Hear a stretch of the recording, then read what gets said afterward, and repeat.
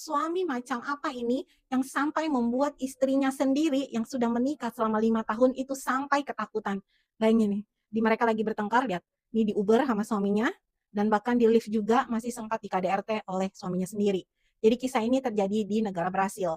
Ini adalah korbannya yang bernama Tatiani, ini adalah istrinya, ini adalah pelakunya atau suaminya si korban yang bernama Felipe. Jadi suatu kali, tepatnya di bulan Juli 2018, mereka ini habis pergi ya, acara bersama teman-teman mereka. Nah, mereka itu pulang sekitar jam setengah 3 pagi dini hari.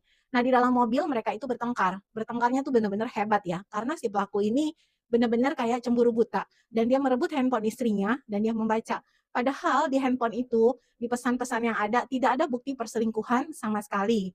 Istrinya tidak pernah chat dengan pria idaman lain.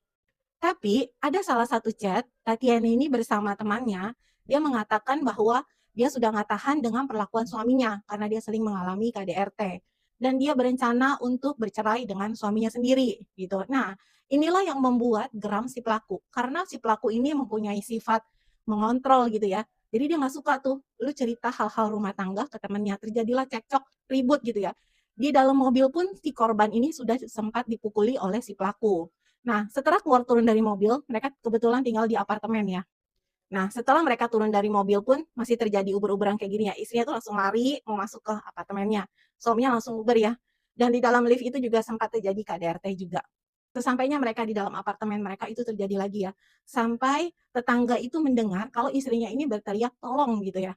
Nah, karena dia berteriak kencang-kencang akhirnya dicekilah istrinya sampai meninggoy.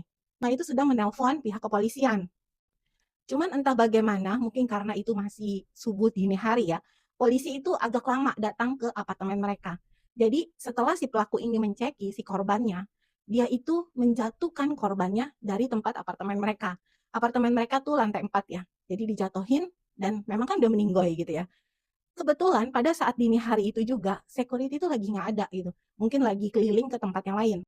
Ketika istrinya sudah jatuh dari balkon, dia langsung buru-buru turun, dia ambil lagi jenazah istrinya dan dia bawa masuk lagi ke dalam apartemen.